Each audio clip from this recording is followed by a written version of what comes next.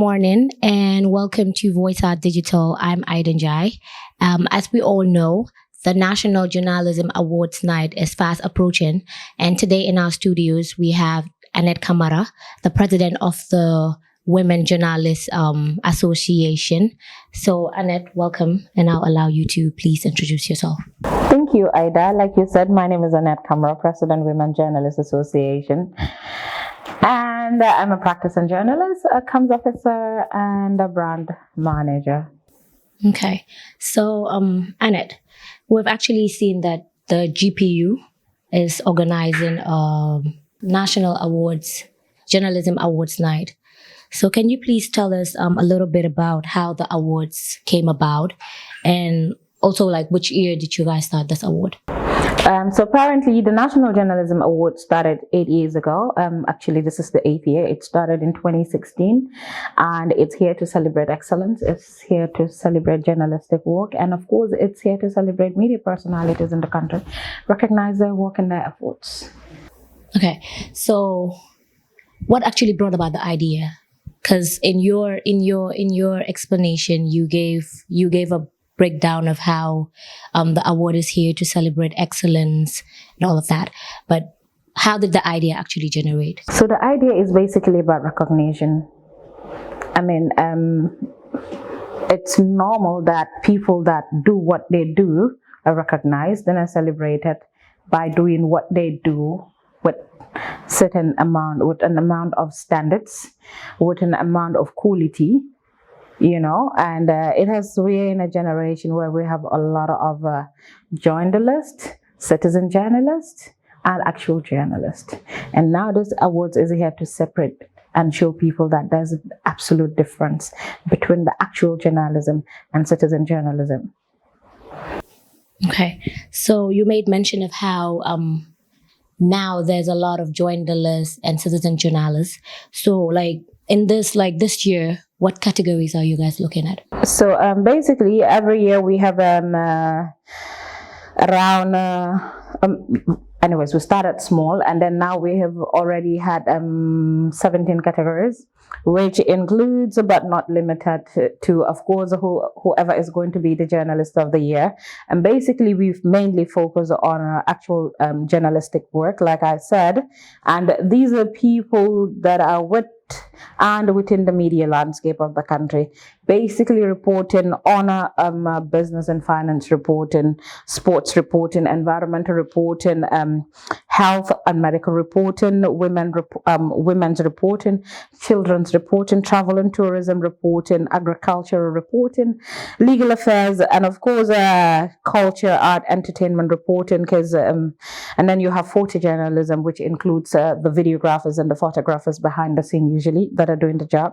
And we of course have human rights reporting, migration and human trafficking, political reporting, investigative reporting, and rural reporting, because we've realized that there are a lot of journalists within the community radios that are doing strictly stories about rural Gambia, and they deserve recognition as well. And what is new for this year that is making it a total of 17 categories is that this year we have introduced what we call the security reporting. Now, the security affairs reporting, basically we peg it under the security sector reform that is happening in the country, which is the SSR. And we all know that in this country we are trying to have new security policies, and of course trying to have a security sector reform, which is reforming the entire security sector of the country. And it's very fundamental that we have journalists that report on these issues, and we are encouraging journalists to be reporting on security matters, security affairs, and of course anything around the security sector of the country. So this is why this year the only new thing we've added here is a security reporting, which we have a couple of journalists that are actually working with the security forces, not just the military, but then the army, the police, the immigration department, the navy, the marine guys. These are all part of the security sector, and they all contribute immensely in stuff in their own way. And it's fundamental that we have people that focus on security reporting as well. So these are the 17 categories. 17 categories. Okay. So you said this year there are 17 categories. So Absolutely. for each category, what are the requirements? So the requirements are across the board and it's the same. So what we look for is newsworthiness and the angling of your story. We'd also look at the accuracy and the factuality of the story, the style, the grammar and the presentation, the manner in which you present your story, and how original is your news item or your news article that you have submitted, and how of the public benefits or impact it has. How relevant is that story? What impact has it created within the community or within the country? This is what we are looking at. And also we're looking at Gambian journalists based in Gambia practicing in Gambian media landscape. And not just that, but stories that have been published from the 1st of January 2022 to December 31st, 2022. These are the stories that we're looking at, and these are the stories that are qualified to the next stage. Okay. So basically, when you look at all these requirements, that's how you guys make your selections. Absolutely. Okay. Not us, but the judges. The judges. Yeah. Yes. And I've also seen you guys have made a press release this morning, if I'm not wrong, where you guys have highlighted that you guys would make the announcement of the judges. Absolutely. So that means I don't get to know who the judges are now. Absolutely, you're right. You will get to know who the judges are in the next 48 hours. And trust me, these people are Gambian journalists that have been in this trade for more than a decade and have made name and impact in the landscape. These are not just people that, you and I, like, not just anybody who has nothing to do with journalism, but these are people in the trade. I think that has actually given me an idea of who they are. But okay, like you said, I just have to wait for the next 48 hours, so I'll wait. So my other question would be, what are the winners actually going home with? Because since it's a competition, every person would want to know what you're winning.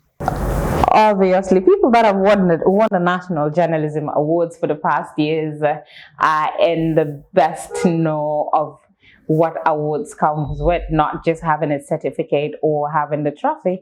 But then again, there are take-homes that are involved depending on whoever funds that category. Basic. It could be cash, it could be a gift. Okay. Yeah. I don't think that is actually telling me what I want to know. Well, I don't know what you want to know, but I'm going to tell you this. Aside from the certificate and the trophy you win, which is the award of recognition, I mean, there's usually a take-home package, which is a cash or a gift, and a gift, I'll say. Okay. So right now we would actually thank you, Annette, for the responses. So right now we would actually take a short commercial break, and when we are back, we would actually go more into the interview.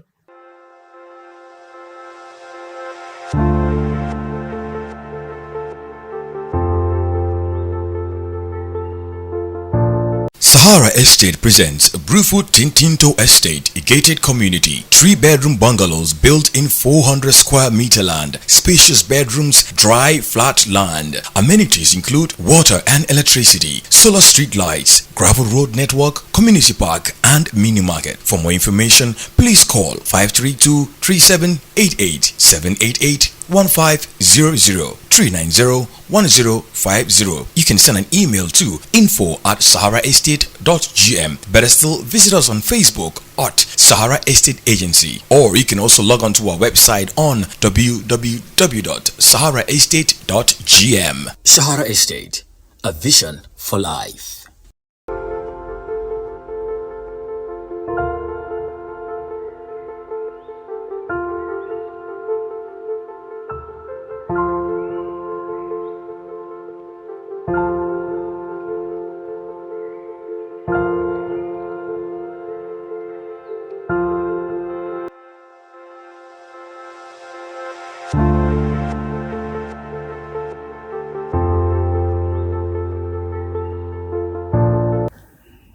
Welcome back, viewers, after that short commercial break.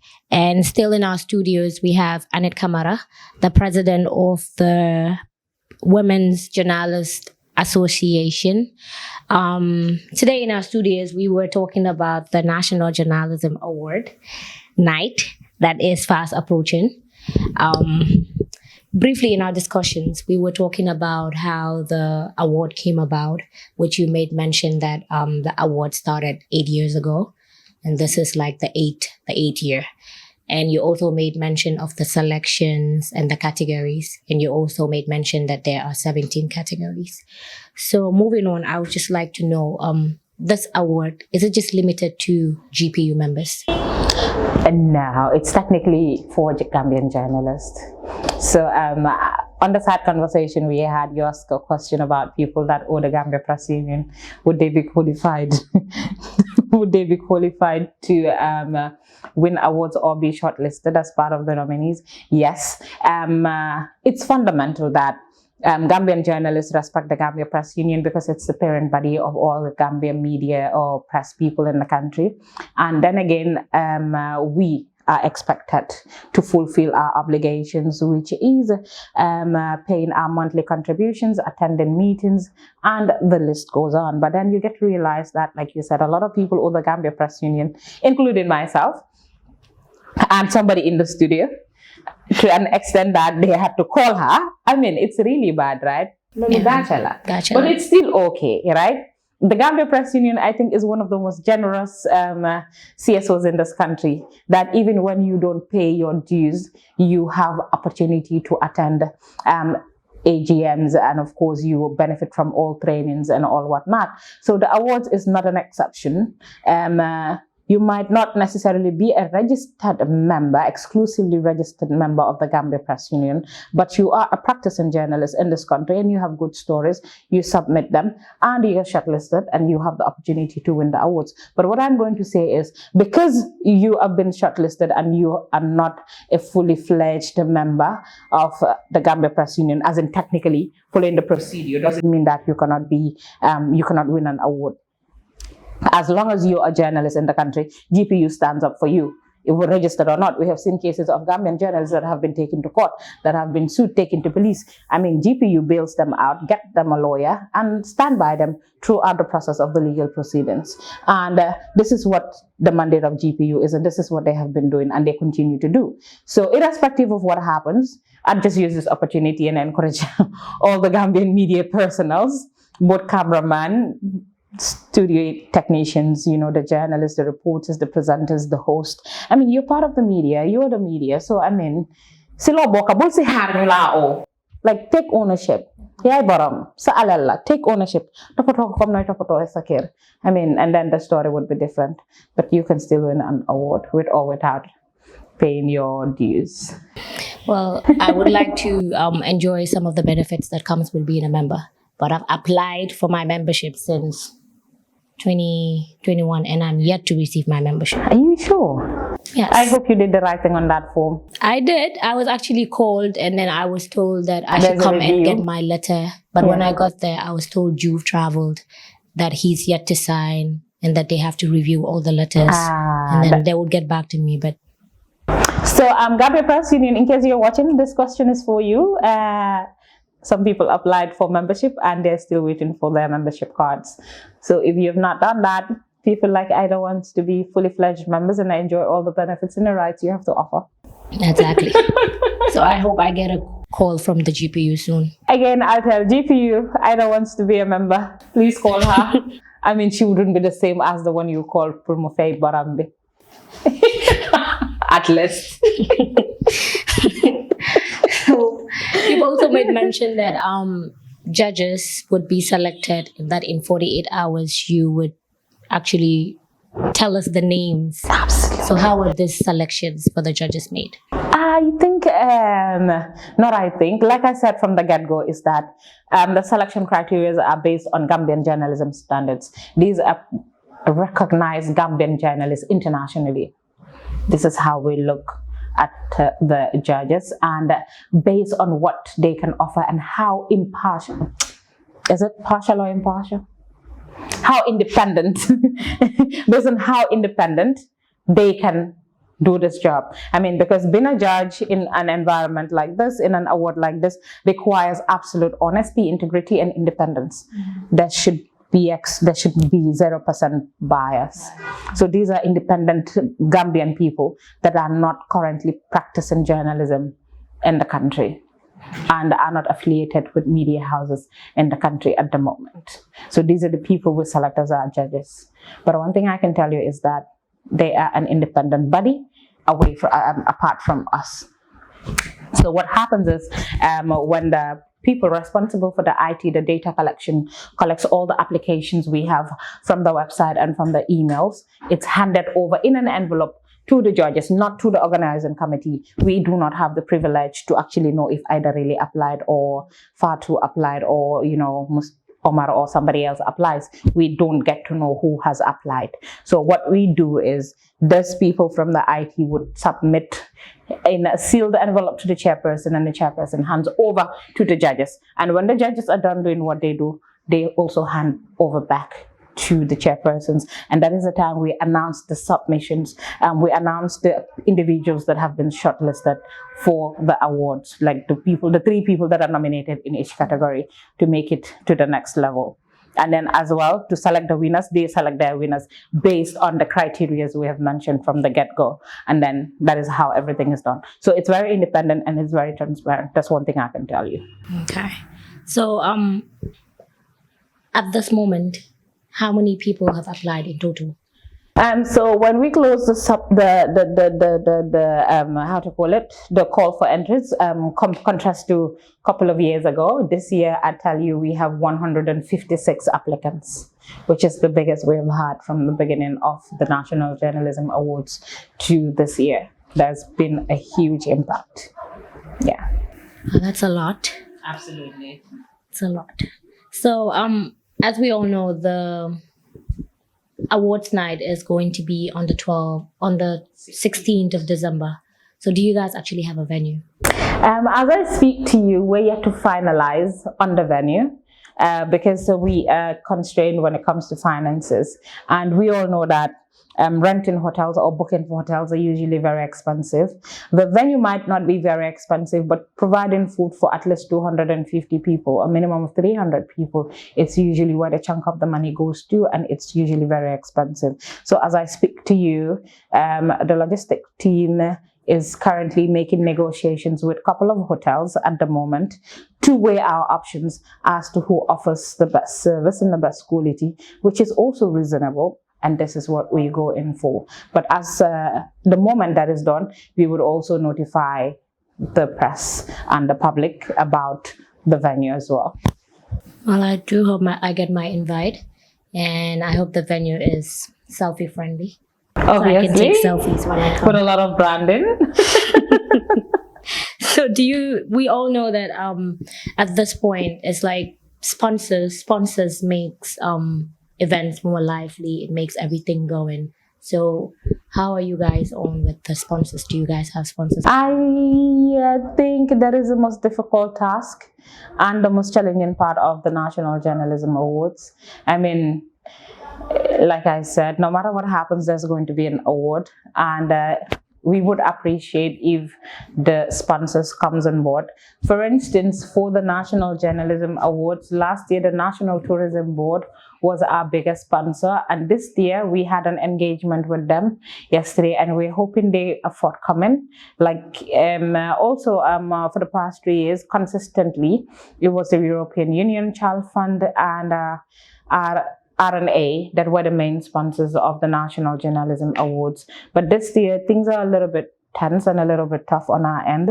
As I speak to you, I can only confirm 2 institutions that have given their commitments to fund the awards, which is the National Human Rights Commission and the Chinese Embassy. These are the 2 institutions that have committed to fund the awards. But that aside, there is none. Like I said, and this is one thing that when I talk about it, you can tell that this is coming from my heart, because I might not be one of the oldest people in the media, but I've had a decade experience in the media. And from experience, all these international organizations, all these businesses, all these institutions, when they have their events, they run to the media, they ask for media coverages, and And they would always emphasize, their recognition or acknowledgement to the press. Oh, would like to thank the press. They're very important. We have an event, they covered it, blah, blah, blah. But when the media or the press has activities, they struggle for funding. The number of businesses in this country is too much. But technically, every media house you go to, their frustration is funding. And we solely rely and depend on adverts. And even to have that as independent media houses is a difficult problem. Now, even the Gambia Press Union, as a parent body of all the media houses in the country, has an annual event, which is the National Journalism Awards. To have sponsors is pretty difficult. I mean, this is not fair. It's absolutely not fair. Like I'd always say, the government would always lean on the press and say, okay, we rely on the press does this for us. But when the press needs the government, it's technically impossible. At some point, we're regarded as enemies. When the press needs the businessman, he has a lot of business meetings and appointments and doesn't give time to the press. But when he has his event, he expects the press to be there for him. I mean, are we being fair as a country? I'd reference Senegal, our neighbors. When they have their events, even their ushers don't buy stuff to wear. This comes from the public. This comes from the petty traders. What they wear, how they look, is being taken care of by the small business or the small entrepreneurs or the entrepreneurs within their neighborhood or within their area. I mean, for us, it's a total different ballgame. We have to technically knock on doors and negotiate on prices. What happened to PR and visibility? What happened to branding in the Gambia? Are we really valued as media? This is the question. So if Gambia Press Union is struggling for funding, then we need to recheck ourselves and ask, what have we done to deserve this? Because it's very frustrating to have an event and you don't have partners or you don't have funding. It's technically impossible. And in other countries, I reference with the Ghanaian press, they have their events. Their ministries, the Ministry for Health takes care of the award for health journalism. The Ministry for Tourism takes care for the journalism award. The Ministry for Sports takes care of that. The people that are into finance and economics takes care of that. One of the banks will volunteer, or even the ministries will volunteer. But does that happen in the Gambia? No. You technically have to go around knocking their doors and begging them. And these are small tokens that is a give back. So it's really not, honestly, it's not one of the easiest tasks we are faced with when we talk about funding. And we have a couple of weeks to go we have a couple of weeks away from the event. And technically, I mean, when we talk about funding, we're way behind.